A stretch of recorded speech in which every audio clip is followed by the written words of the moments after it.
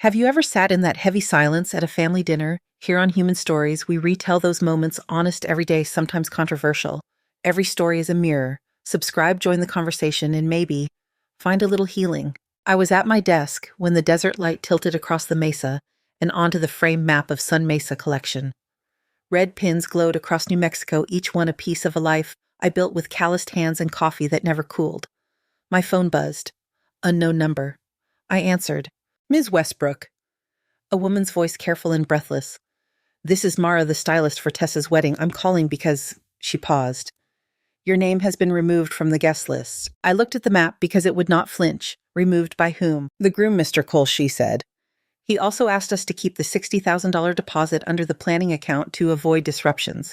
He said it was your wish to help from a distance. From a distance, a tidy lie folded to look like a favor. Do you have that request in writing? I asked. Silence. Then softly, he left a voicemail. Something in her tone said she wasn't supposed to say that. Play it, I said. A beat, and then Brandon's voice filled the thin speaker between us, smooth as a showroom floor. We'll keep everything on schedule, but do not engage with Lydia directly. She complicates things. We appreciate the donation. It would be best if she simply didn't attend. Mara stopped the audio. I thought you should know, she said. I've seen mothers bulldoze ceremonies. You don't sound like that. I'm sorry.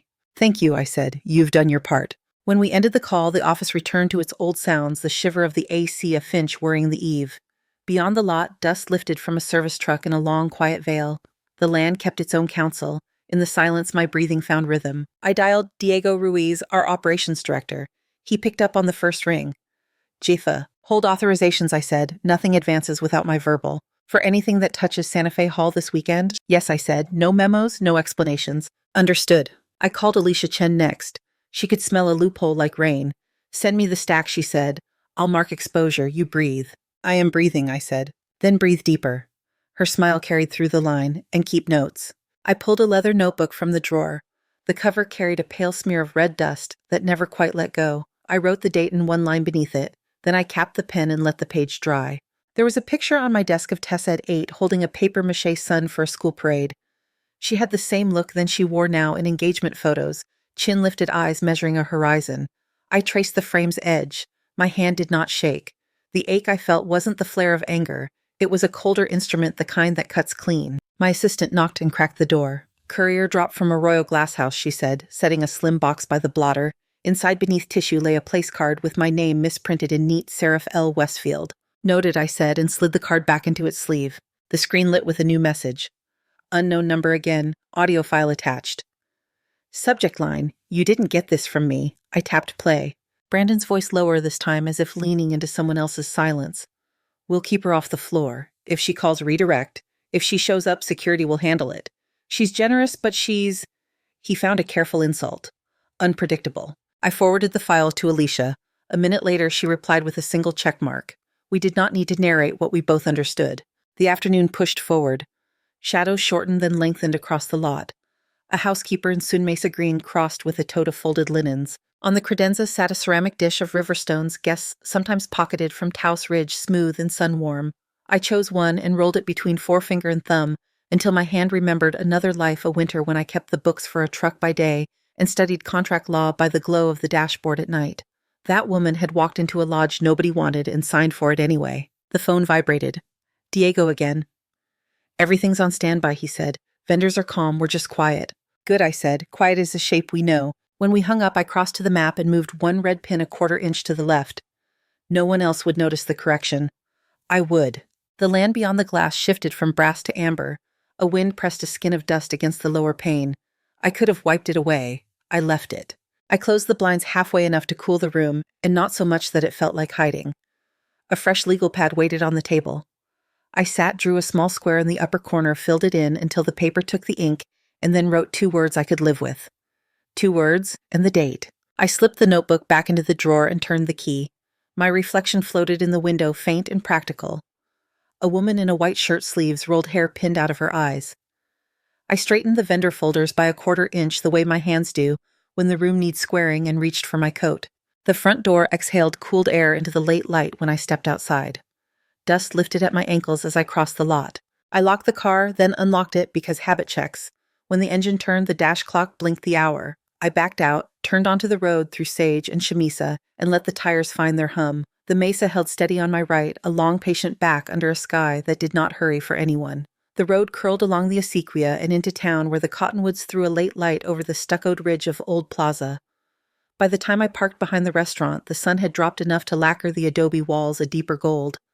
A family supper had been set weeks ago, Tessa's idea, in a text full of exclamation points and a photo of a cake sample.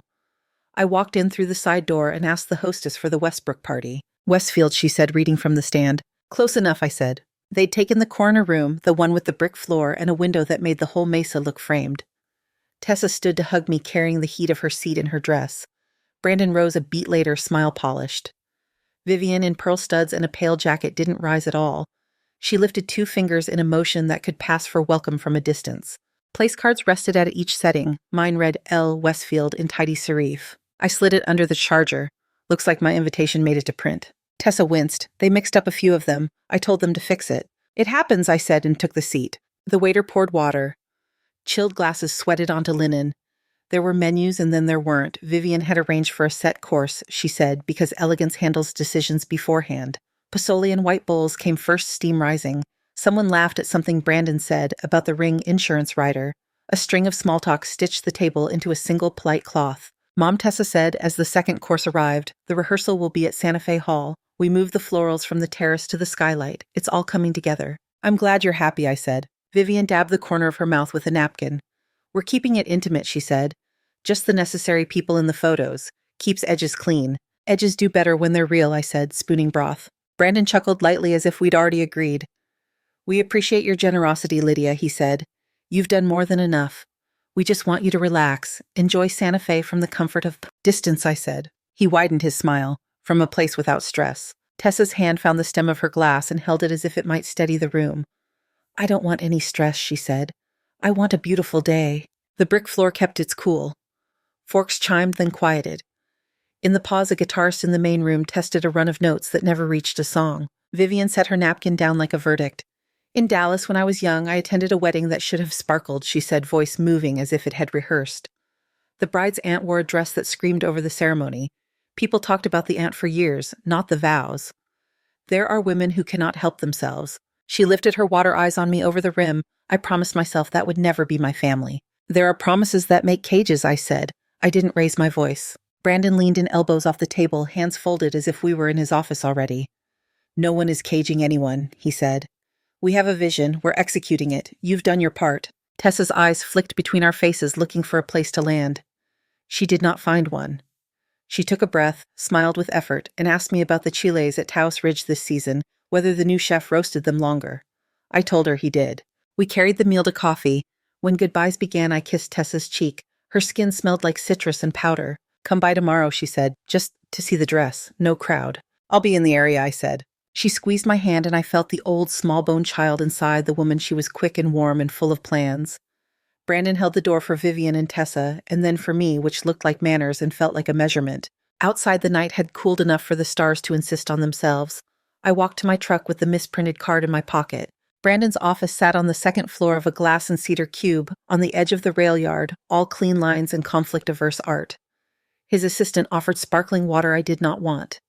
He ushered me in with a grin large enough to pass for hospitality. Appreciate you coming by, Lydia, he said, buttoning his jacket, unbuttoning it again. We don't need to make things bigger than they are. Good, I said, let's not. He motioned to a chair and took the one beside it, not behind the desk. An arrangement that says partnership while keeping the view of his framed diplomas. I know Mara reached out, he said. She worries. Stylists do. We've had to give firm direction. We don't want things to spiral. Don't use gravity where you mean choice, I said. He laughed lightly, then let the laugh die as if we'd come to the cleared part of the path. The contribution you made very generous. The wedding will be beautiful, and it will be easier for everyone if you enjoy it from out of frame, I said. That's one way to say it. He steepled his fingers. Gifts don't come with strings. Some do, I said. They are called bows. He blinked, then smiled again. We'll return whatever if it makes you feel. Don't worry about the money, I said. Worry about what you said into other people's phones. Color rose beneath the tan phones. I looked at the window where a train shouldered past slow and heavy enough to rattle the glass. I didn't mention the audio file. I didn't mention security. I let quiet settle between us until he had to fill it. Vivian believes in... He searched for a word that did not accuse his own mother. Shape. She believes in mirrors, I said. Glass breaks. He tapped the arm of his chair once, twice. Tessa wants calm, he said softer. She wants her day. Then let her have it, I said and stood. You know where to reach me. His smile did not follow me to the door. Tessa lived in a low-slung bungalow 5 blocks from the plaza, with a cotton blanket thrown over the back of the sofa and a lemon tree exiled to a corner that caught 3 good hours of sun a day.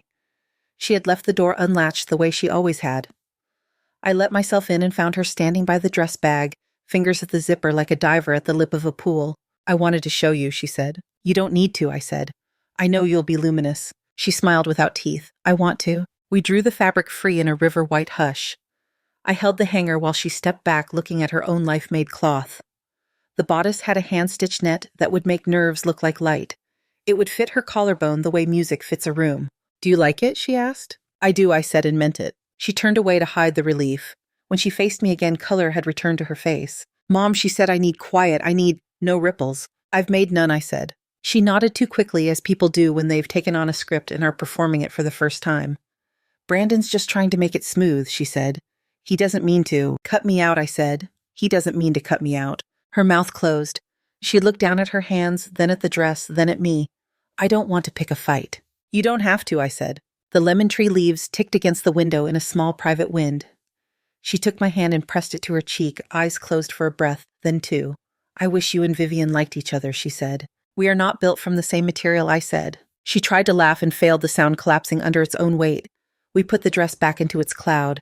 Before I left, I straightened the runaway thread on the hem with my thumbnail and didn't say that I had done the same to her ballet costume when she was 6, while she stood on a footstool trying not to breathe. At the door, she hugged me again, harder than she had at the restaurant. Thank you for liking the dress, she said. I liked the person inside it first, I said. Her eyes glossed. She let me go. Vivian arrived at my office without an appointment and with a fragrance that belonged in a colder city. She walked past the receptionist with a thin smile and stopped at the threshold of my door as if entering a chapel she did not respect. This is tidy, she said, taking in the map, the credenza, the blinds half drawn. I suppose one learns to like the spare look out here. The land takes up a lot of the space, I said. She remained standing. I didn't offer a chair. This isn't your production, she said. You are welcome in Tessa's life as a mother, not as a presence that swallows the frame. I don't swallow frames, I said. I build rooms. She smiled, then let the smile flatten. I was small once, she said, almost conversational. I wore a borrowed dress to a wedding in Dallas. I could hear them laughing behind their hands. They weren't kind. I promised myself I would never be the reason people laughed. My son will not marry into a spectacle.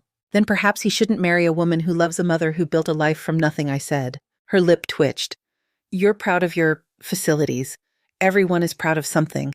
I don't need to parade my strengths. You're parading them now, I said, in my door. She shook her head slowly as if in pity. You think money is power. It isn't. Power is the ability to vanish in moments that require it. Vanishing isn't a skill, I said. It's a wound. Her eyes cooled. I know vendors, she said. They prefer clients who don't turn scenes into trials. I know vendors, I said.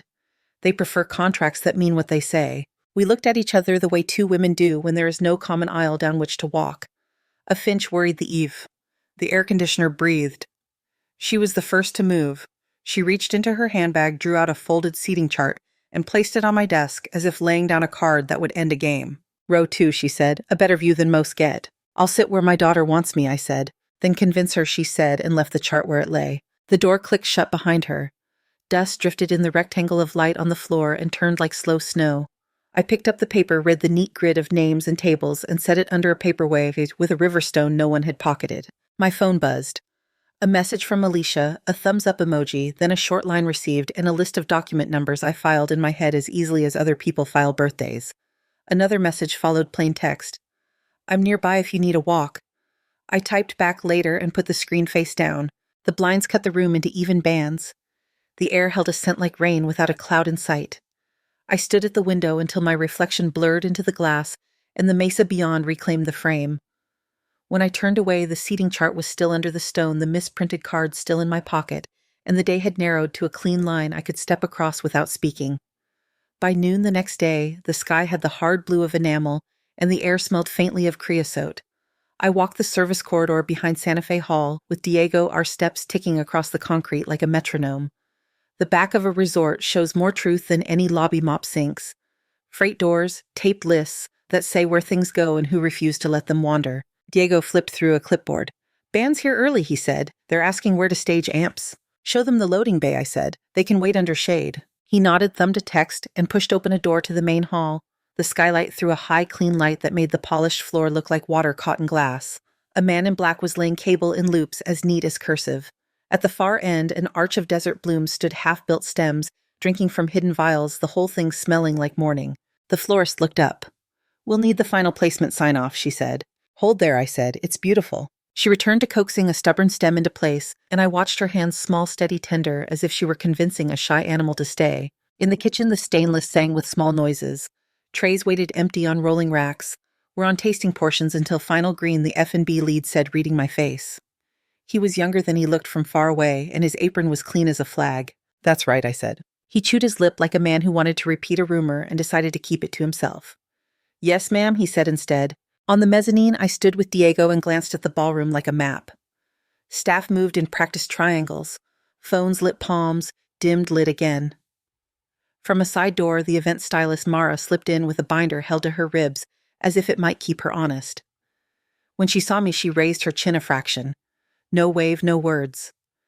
We understood what we already knew. Rooms, I asked. Pending, Diego said. Front desk has them as a waiting board note in the system which reads cleaner than review. He leaned on the railing. Guests trickle in tonight, big chunk tomorrow. We're friendly, just tight. Friendly is the point, I said. He smiled small. Friendly is the brand. We watched the band leader bounce a scale from the soundboard and cut it fast. The echo climbed, softened, then died the way a lake gives back a stone. In the lobby, a receptionist in Sun Mesa green tucked hair behind her ear and practiced the sentence she would use all day. Of course I can check on that for you.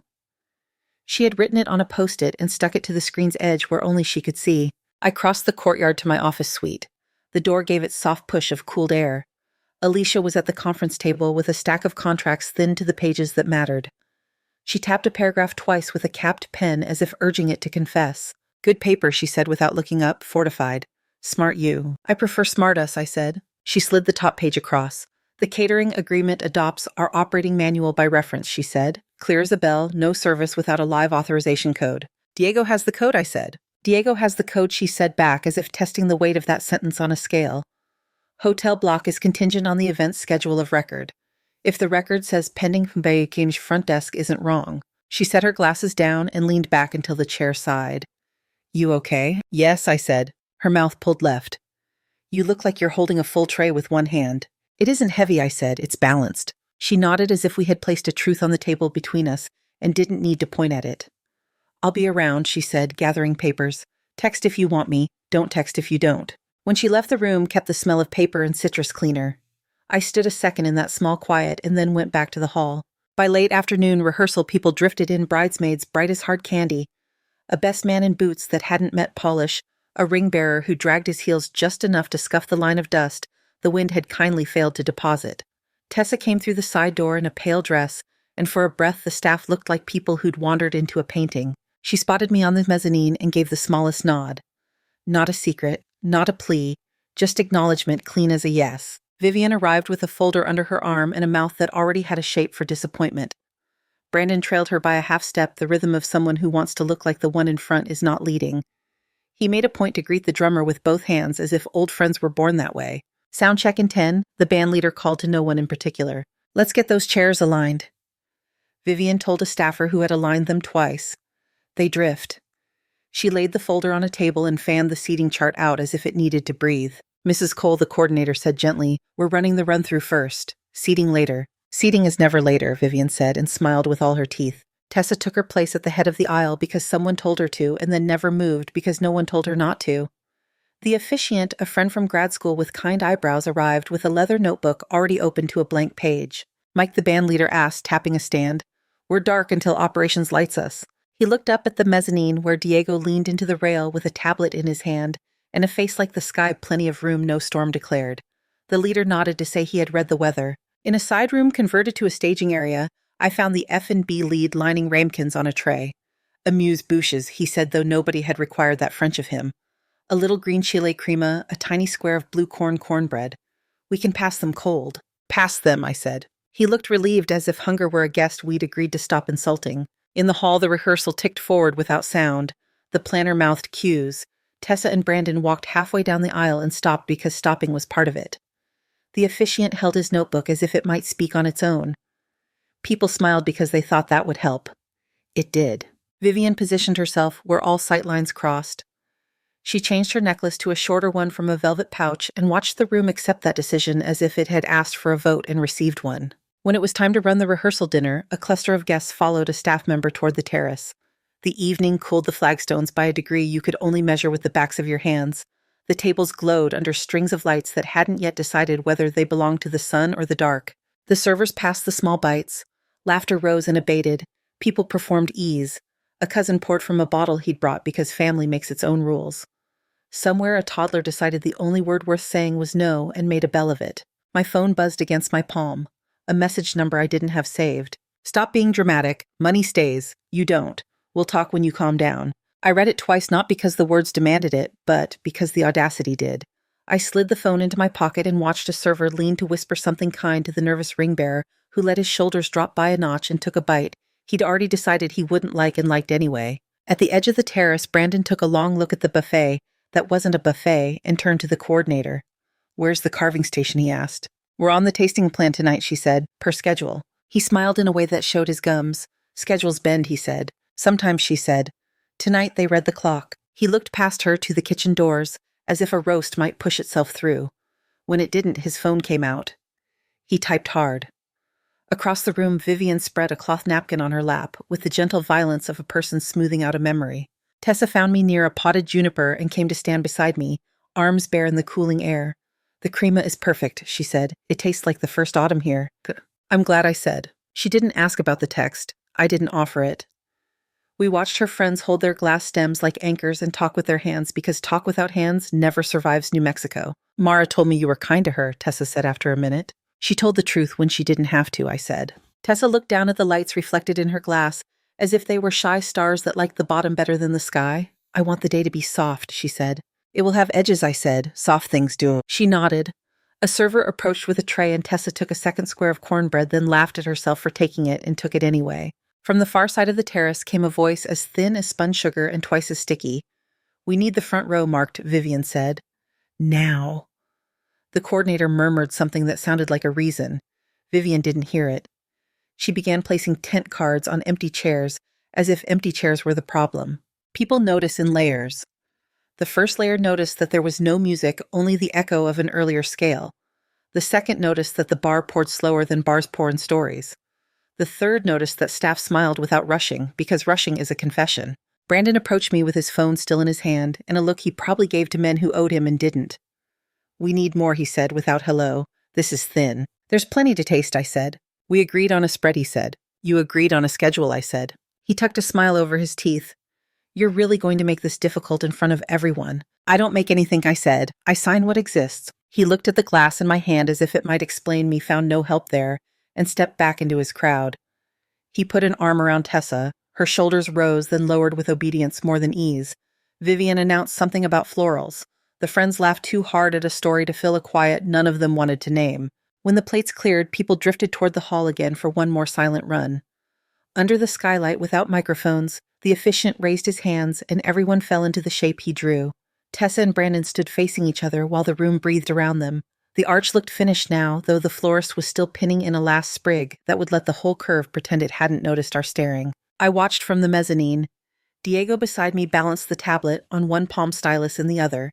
He didn't look down at the screen. He watched people, which is always the better screen. "Timing?" I asked. "Crisp," he said. "Quiet does a lot of work." He waited, and I said nothing, and we both let the quiet do it. Later, when the rehearsal broke into clumps of goodbye, I crossed the empty portion of the hall and ran a fingertip along the seam where two floor panels met.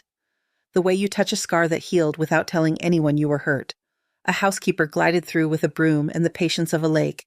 In a far corner, the band coiled their cables with the reverence of fishermen putting away line. Outside, the air had cooled to the kind of blue that holds its own light. I stepped into it and let it tuck around my shoulders. The mesa lay dark against a sky still learning to be night. Somewhere a train sounded its single blunt note and took its time honoring it. I stood until the sound faded and the wind moved a strand of hair across my cheek like the smallest brush with an old friend. Then I walked the service path back past the mop sinks and the freight doors and the taped lists where things go and who refuses to let them wander. Morning came hard and bright.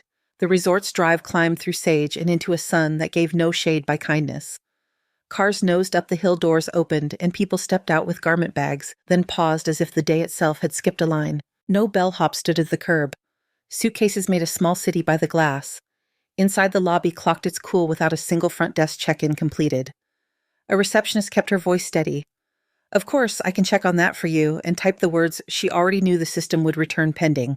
In the hall, the skylight showed no favoritism. The arch of desert blooms was finished now, a quiet hour of hands woven into a single curve. Tables wore white and a patience that looked like confidence from far away. Vivian arrived in a suit the color of frost and pearls that caught the light like small verdicts. Brandon walked a half step ahead, then remembered his posture and fell back to equal. He scanned the room, saw what wasn't moving, and set his jaw as if he could will gears to mesh. Tessa followed a soft robe over the line of her dress. Her eyes lifted to the skylight, then to the floor, then to me when I stepped in from the lobby. I wore a black dress with sleeves and pockets and shoes that knew the floor. Behind me came the resort manager with a binder, the F&B lead with a tablet, and the planner with a face that had rehearsed calm. Alicia stood last, not in front and not behind a pen clipped at her collar as if it were jewelry. Someone's whisper passed like a card under a door. Another whisper followed it. Brandon started toward me with a smile sharpened to steel. "You're not needed here," he said low and bright.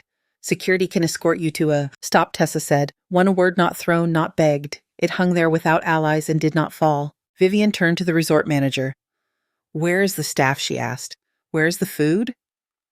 Where are the people we paid?" The manager opened the binder. He didn't lift his eyes. "Awaiting live authorization," he said. "From whom?" Brandon snapped. "From the owner," the manager said. A small corridor of quiet opened and waited for me to walk down it. I did.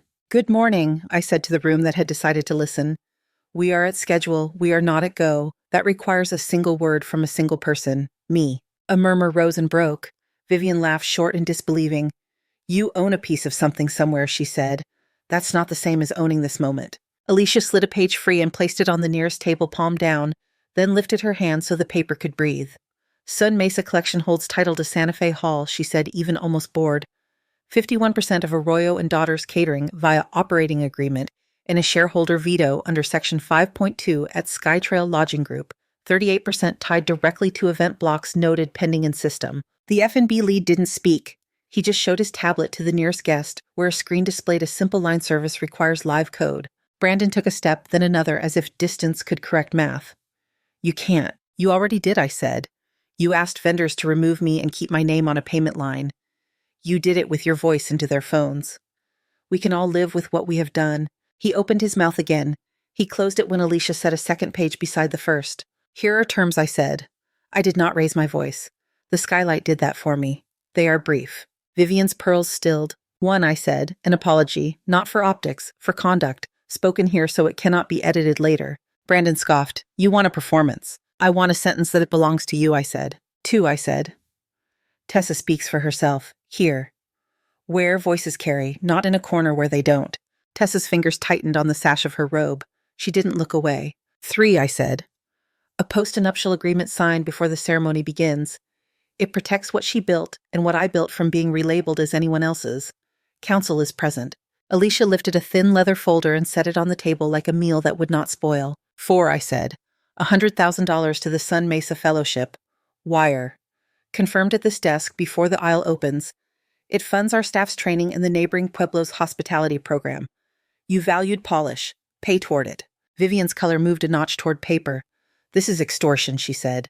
"This is accounting," I said. "You will receive a letter for your taxes." I let the quiet after that settle until it made its own shape. Brandon's smile came back wrong too many teeth. "Or we walk," he said. "Then the room empties," I said. "And you hold a story you'll be telling for the length of your life." I didn't add anything to it. I didn't have to. The planner swallowed. In the back, a server adjusted a stack of plates that didn't need adjusting. The florist held her breath with her hands still laced in the arch, a living person inside a living frame. Tessa stepped forward. She moved like a student who had studied the floor and decided to trust it. She faced the guests, then me. "I need to say something," she said. Her voice wasn't big. It didn't need to be. "I asked my mother to see my dress yesterday," she said. "She did not tell me how to wear it. She did not tell me where to stand. She told me I would be luminous." She held the hanger. "That is the kind of presence she is." She looked to the aisles, then back. "I want my mother here. Not as a shadow, as my mother." Sound returned in a human way. breaths a muffled cough, the quick scrape of a chair leg stopping itself. Vivian's eyes shone not with tears, but with restraint. Brandon's phone stayed in his hand as if it were a railing on a swaying train. He didn't type. He didn't let go. Alicia tapped the folder once, the POSTNUP, she said. He looked at it as if paper could bite. We don't have time, he said. You have pens, Alicia said. You have signatures. Time belongs to whoever stops pretending. He reached for the folder. Vivian caught his wrist with 2 fingers, then dropped them. He broke the seal with his thumb. Alicia turned the pages to the lines that mattered. Brandon read and found no trap because traps don't announce themselves. He looked at Tessa. She looked back and didn't tilt. I need my counsel, he said. You have your mother, Alicia said. She can watch you write your name. He signed. The ink dried faster than anyone's understanding. Vivian stared at the binder as if she could overrule the past by refusing to scan it. Then she lifted her chin and looked at me. I regret what I said, she said. The words came slow, but they came. You were not treated with respect. I said things I should not have said. I apologize. She didn't add because she didn't add if. It lived as a complete thing. Brandon cleared his throat. He looked at the guests, then at the skylight, then at the microphone on its stand.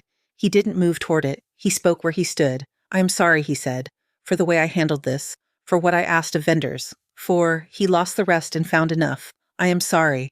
A guest somewhere let out the smallest exhale the way a room does when the weight shifts a degree. A staffer rolled a mobile terminal forward screen bright with the wire form.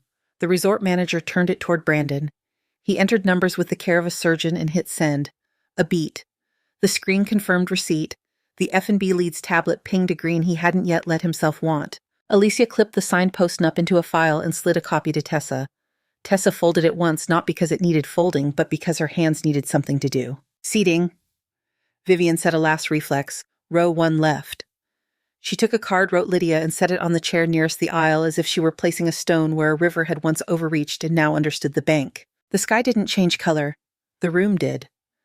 The planner closed her eyes for the length of one breath, then opened them and found her cues. The bandleader lifted a hand toward the soundboard. The officiant arranged his notebook so the page lay flat. The florist stepped down from the arch and wiped her hands on her apron without smudging a single petal. Diego stood at the mezzanine rail with the tablet in his palm. He didn't look at me. He knew where I was. I said the word he'd been waiting on. Run. He tapped the code. The lobby clocks matched. The front desk screens cleared. The kitchen doors opened on heat and citrus and the smell of bread considering itself. A bellhop appeared at the curb in Sun Mesa Green and took a suitcase from a woman who had been holding it in polite purgatory. I found my seat. The card with my name looked like it had been there all morning. Tessa stepped back through the side door to change from robe to gown. Brandon pressed his fingers to his temples and then lowered his hands. Vivian stared ahead as if vision were a ribbon you hold to keep it straight. A string warmed under a bow. Light settled to a hum. The skylight kept its impartial blue. The aisle waited in the simple way aisles wait when they are certain of their length and their job. The room shifted from waiting to doing the way a river shifts from pool to run. Guests took their places. The aisle opened clean as a line drawn with a steady hand. Somewhere behind the wall, a chime sounded twice, kitchen timing, not ceremony, and then the strings found a note that held. Tessa entered from the side all light and cloth and breath. She didn't float. She walked heel to toe as if the floor had been measured for her. Faces rose like sunflowers track a path. Vivian's jaw eased by a fraction.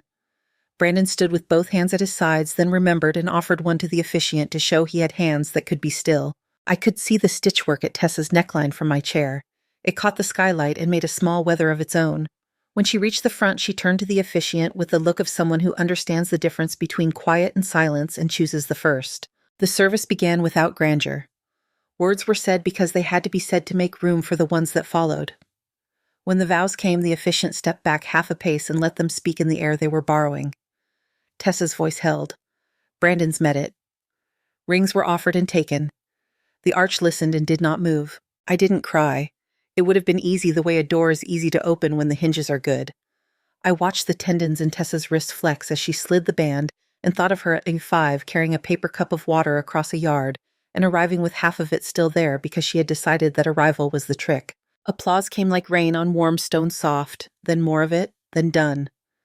The string shifted to something with a little shoulder in it, and people released the breath they'd held for the length of a promise. The kitchen opened into a steady rhythm. Plates moved cleanly, glasses refilled without announcing themselves. Staff threaded the room like people who knew a maze by heart. On the terrace, the light leaned lower and turned the edge of each glass to a thin coin. Congratulations braided themselves through conversation. Some guests sought Vivian. She accepted with the posture of someone who remembers the feel of wrong turns. Others tried for Brandon, who squared himself against the attention and left one handshake hanging long enough to look like a choice. A few found me, and I let their words land without polishing them. Tessa crossed to me when the first dance ended. She didn't rush. Her gown caught under her heel and freed itself. Up close, her makeup had slipped by. A breath at the corner of one eye. She rested her forehead against mine for a count of 3. "Thank you," she said, as if the words weighed more than their syllables. I said nothing. We stood like that until the song changed. Alicia passed with a plate she didn't intend to finish and tipped the corner of her pen at me like a salute reserved for rooms that have decided themselves. Diego lifted 2 fingers from the mezzanine rail and vanished into the backstage of things. Later, the sun reached the rim of the mesa and the hall took on that hour when every surface keeps a little of what touched it. Candles made a low weather along the tables. Someone laughed in the key of relief. The florist slipped a spare bloom into a girl's braid and kept walking. I stepped outside for air. The heat had gone to memory. A train worked the far line with a single patient note. Dust lifted and settled, a long breath taken and let out. Through the glass behind me, the room held steady music plates, voices the measured length of a day, doing what days do when they are asked to carry more than their share and decide to carry it anyway. Thank you so much for listening to today's story. If this story resonated with you or made you reflect, I'd love to hear your thoughts, so feel free to share them in the comments below. And don't forget to like, subscribe, and hit the notification bell so you won't miss the next story. I'll see you next time as we continue exploring more journeys and lessons together.